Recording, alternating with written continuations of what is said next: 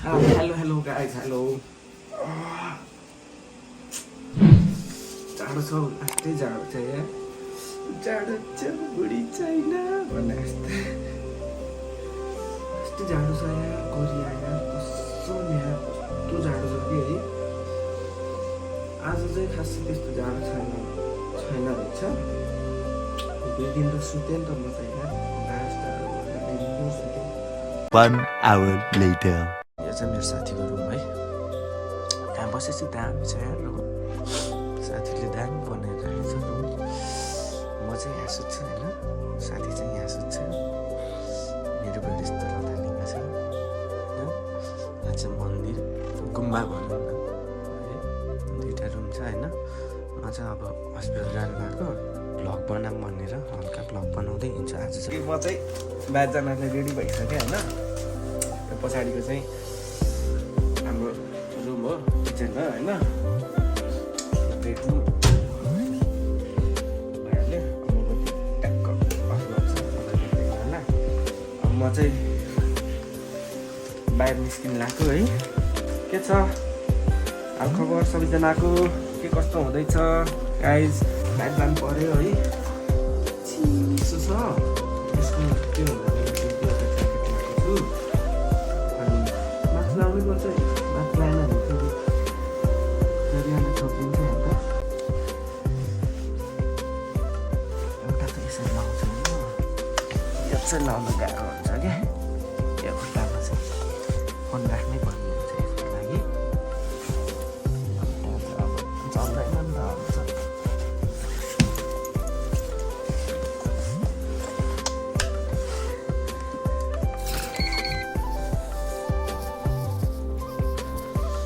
अब यतिकै भिडियोहरू यतिकै खिचिदिरहेको छु यो र भिडियोहरू होइन यो गल्ली यो घरमा चाहिँ पहिला म बस्थेँ होइन अहिले चाहिँ यता लेफ्ट साइडमा बस्छु यो घरमा बस्थेँ म यही हो जस्तो लाग्यो मिसङ बिल यहीँ बस्थेँ म चाहिँ हिँड्दैछु गाइज हस्पिटल जानु लाग्यो अब यहाँ पहिला खुट्टामा केही उहरू भइरहेछ अलिकति साह्रो गाह्रो पिन छ त्यो पिन निकाल्नको लागि कुरा गर्न जान्छु भनेर जाँदैछु हिजो नि एउटा हस्पिटल गएको हिजोकोमा भएन आज के हुन्छ हेरौँ होइन आज जुन हस्पिटलमा अपरेसन गरेको त्यही हस्पिटल जानु लाग्यो अगाडिबाट डाइरेक्ट भिडियो खिच्न सकेन अँध्यारो आएको छ होला यस्तै थोपडा भयो नि हेर्नु होइन को बोला जस्तो लगाइरहेको होला मास्क लगाएको छ होइन मास्क लाउनु पऱ्यो गाह्रो छ हो मलाई यार गाह्रो छ लास्ट गाह्रो छ यार भिडियो खिचौँ भन्छु है फोन बाहिर त निकाल्नु पऱ्यो एकछिन फोन बाहिर निकाल्यो नि हात त के गर्नु नि ओ झर्नु लाग्छ के हात कुन बाटो जानु पर्ने यार कुन बाटो गयो भने अलिक सजिलो हुन्छ यता बस स्टप छैन क्या यार ए उतै रहेछ यार बस स्टप त ठुलो जेब्रा कस्तो तर माथि जान्छु यार होस् चिसो छ यार कति भन्नु है चिसो छ भनेर चिसो छ भनेर नि किन नभन्नु कि आएर यस्तो सुताइदिएको नि त मलाई त आमा मर्छु कि जस्तै फिल भएको थियो नि त अब यहाँ मैले एउटा ट्याक्सी ड्राइभर चिनेको छु होइन पहिल्यैदेखि चिनेको त्यो दाइलाई वेट गरिरहेको छु त्यो दाइ आएपछि हामी हस्पिटल जाने हो यता केजिमिन भेट्छ कि के हो भनेर आउँदैछु क्या म केजिमिन ट्याक्सी आयो ट्याक्सी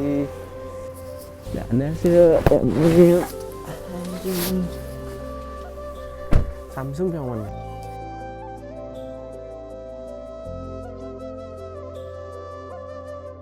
मेरो हस्पिटल आइपुग्यो म यहीँ आएको थिएँ यार धेरैचोटि भयो यो हस्पिटल आएको अब चाहिँ यो हस्पिटलमा आयो खुट्टा बनाउनु ठाउँमा जानु लाग्यो खुट्टा हाल्ने ठाउँ लाग्दा हामी चाहिँ गाडी भिन्न ठाउँमा छौँ गाइज यहाँबाट पानी आइरहेछ यहाँ चाहिँ गाडी यसरी धोइन्छ है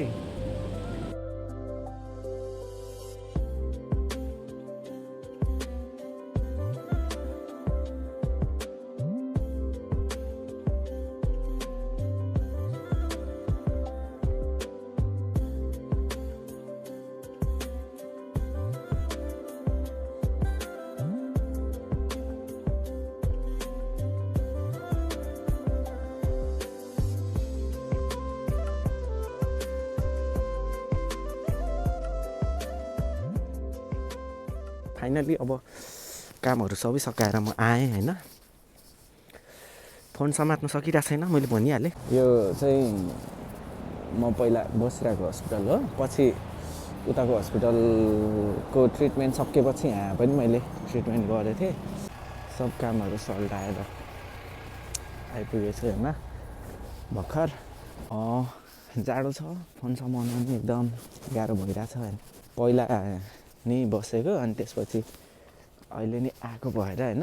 अब के गर्ने, अब यहाँ धेरै बसिएन, 1-2 हप्ता मात्रै बस्यो भने अब यादहरू हुन्छ नि त। यस्तो यस्तो गरेको थिएँ, यस्तो यस्तो ठाउँमा गएको थियो भनेर नि हुन्छ भनेर मैले अनि यो ब्लग यसो बनाइदिएको होइन।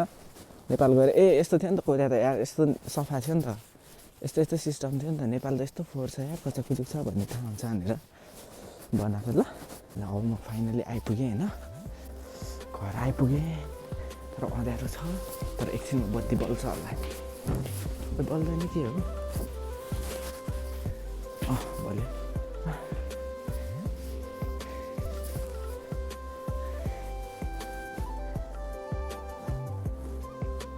यो किनेर लिएर थिएँ कि मैले यो होइन।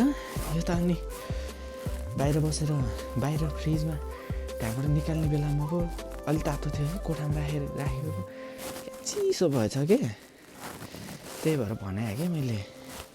फ्रिजभन्दा हाम्रो कोठा चिसो भनेर। बाहिर डेन्जरै यस्तो भइरहेको थियो, के अरे -10 थियो अनि फिल्स लाइक -20 त्यस्तो थियो नि त। अनि बाहिर हात निकाल्न नसक्ने त्यस्तो डेन्जर। ल तपाईँहरू सबैलाई धेरै धेरै धन्यवाद है, हेरिदिनु भयो। आजलाई यति नै, हामी नेक्स्ट टाइम फेरि भेट्नेछौँ। Thank you so much for watching. यस्तै छ जिन्दगी विदेशमा, जाडो छ। हामीले हेरिदिनु भयो, आइदिनु भयो, सबैजनालाई धेरै धेरै थ्याङ्क यू भन्न चाहन्छु। मन्स्टर खाने हो, बस्ने हो, यही छ है त। Okay, thank you so much for watching. के अरे सब्सक्राइब गरिदिनु, लाइक गरिदिनु, के भन्छ के गर्न मिल्छ गरिदिनु, जसरी हुन्छ भ्युज बढाइदिनु। अच्छा